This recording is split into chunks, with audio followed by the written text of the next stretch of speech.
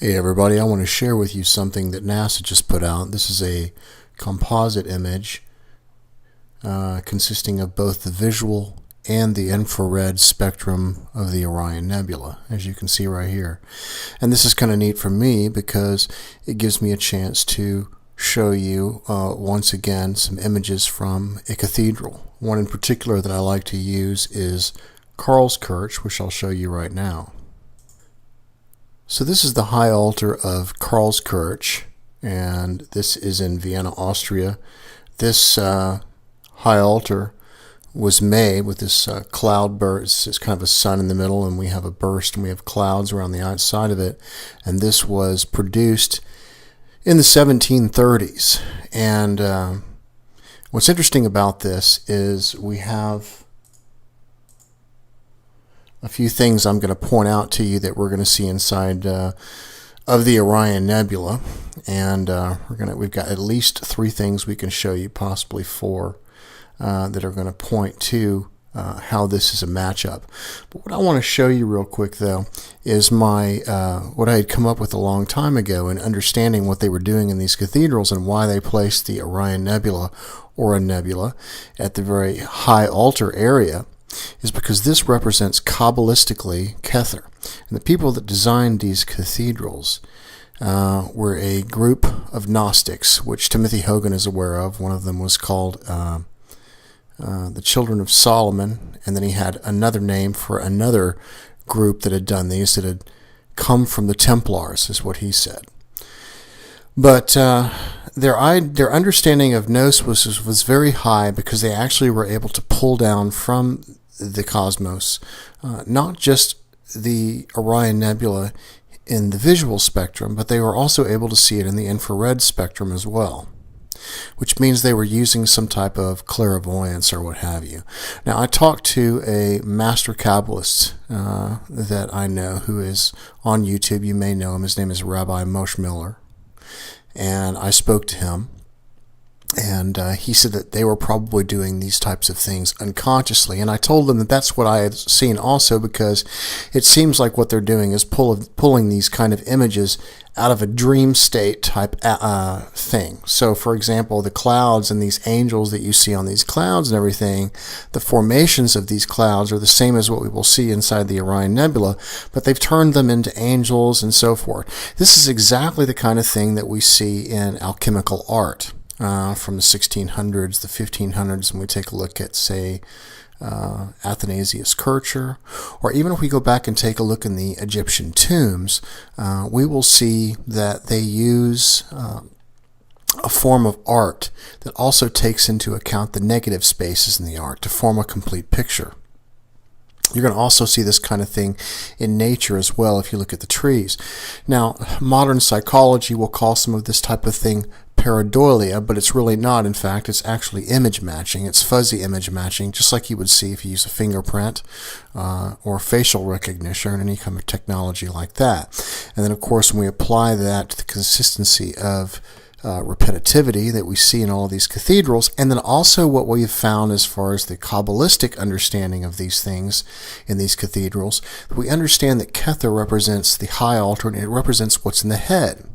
Now, these cathedrals a long time ago, and the temples and everything else, they were actually made after the image of man, because man is made in the image of God, and we see this in what the Bible says. But we have to understand that the Bible is written Kabbalistically as well. So that's the reason they produced these temples this way. We see this in Hindu temples. We see this from the Temple of Luxor that R.A. Schwaller de Lubeck showed us. We see it in the Gothic cathedrals, and we see it all up in the way until the Baroque period, and sometimes a little bit further. What's interesting about this is the nebula is always the high altar, just like we see in Amiens Cathedral as well. It is the nebula, because the nebula is the first thing. It is the prima mobile of the world of Asiya, which is the world of the physical. Okay, so what we actually see here is an image of Kether, but we also have to understand that this image is what is the image of man's head, and also an image of the solar system. And even Manly P. Hall has backed us up on the idea of this understanding with the way the temples were designed. In the temples that were built in Greece, Egypt, India, China, and many other places, the symbolism of the solar system was built into the architecture, so that it was there in every case. The Temple of Solomon, the mysterious temples of India and China were all, like the Cathedral of Christianity, solar symbols. And in these solar symbols, as in the Greek mysteries, the human being himself now plays the role of the sun. So he's told you two important things there. He's told you that the temples were designed and the solar system symbolism was built into the architecture. And he also said that the temples were built after man. And this is exactly what we see. And the head area, which represents Kether, the very top of the tree of life, represents the first thing that comes into existence. And then from that it creates the planets and the stars and so forth. It is Kether. It's the nebula. The nebula is what creates all of the planets and the sun of the solar system. And this is the way that it works Kabbalistically on the tree of life in the world of Asiya, or the physical plane.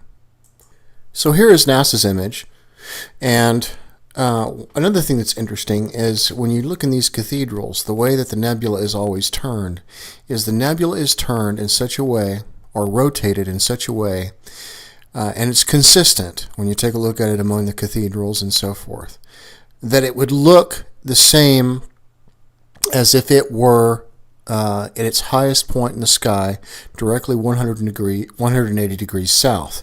So that means what you're looking at right here really needs to be turned 90 degrees clockwise. And that would be a representation of the way the nebula would look at its highest point in the sky, directly 180 degrees south. Okay, so directly south right behind us. So let's come back over here and take a look at this. This is the nebula turned. And so here it is with Karlskirche.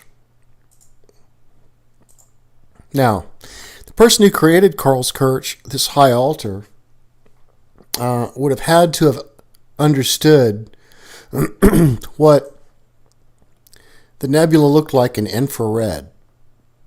But we can gather some characteristics, whether he understood the infrared or not. We can see that he captured the bow shock. The bow shock can be seen on both images. Right here, this arc that moves around, and right here that we see in this image of the high altar on Karlskirche. Then there are two other cloud formations that can be seen. One is the one on the left side of the nebula here, and that is this one. This guy right here, and it's shaped like kind of like a crescent moon. When you have this angel raising its arm up, this whole thing is shaped kind of like a crescent moon, and you can see this little area right here in the middle sticking up. And that corresponds to what we see right here, the same thing. And it's placed on the exact same side and location as where we would expect it to be inside the nebula. So we have this, then we have the bow shock coming over, and on the other side of the bow shock, we have this guy right here.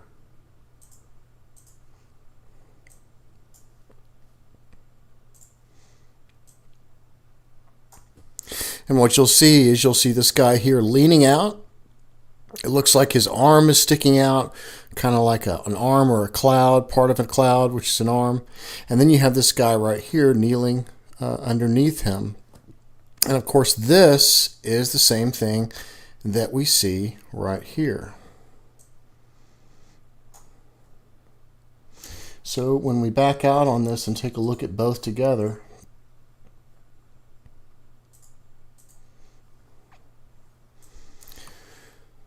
we have our little crescent moon shape here, and we have this guy leaning out with his arm. Same thing that's happening right here with this guy kneeling underneath. And then we have the tetragrammaton in the middle, and that represents the trapezium area. And then we have the bow shock on both sides right here in the same angle. And this is what's called fuzzy image recognition.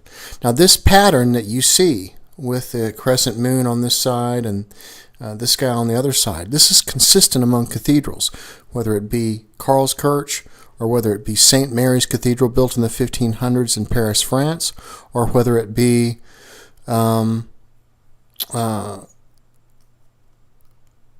Versailles in France also, I believe. They're all the same. They all exhibit the same qualities.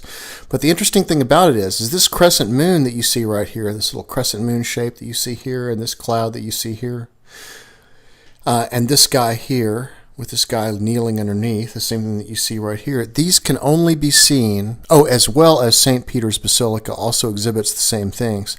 These clouds can only be seen in infrared.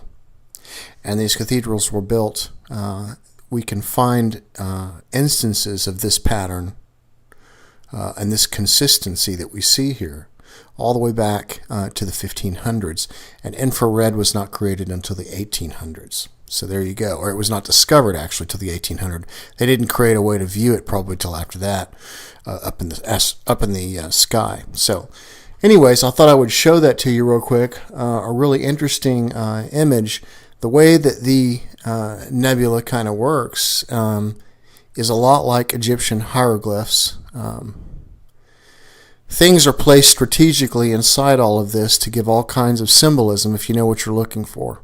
And in my case, there have been many artists that have pulled these archetypes probably from their dreams or a dream state or what have you and put them onto the canvas. It's something that I would love to have been able to talk with Carl Jung about, but he's not around anymore. It seems like everybody that I respect is dead.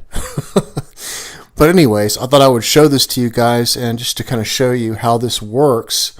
And there's more consistencies with this, and I can show you more as time goes on. But here we have clear examples of infrared being pulled out of this thing. The nebula representing the head. We see this Kabbalistically in all the various texts. And then, of course, Manly Hall mentioning that the cathedrals were built after the solar system and after man, so it all kind of comes together, shows you that this is exactly what we're seeing. The Orion Nebula, of course, is all over culture, from the ancient Egyptians to the Mayans to the Hindu to no matter where we go, even the ancient Native Americans, all the way back. We can see that this area is sacred and an area that started creation. It's the seat of creation and the midst of the three hearthstones. So anyways, you guys have a great night. I'll talk to you soon.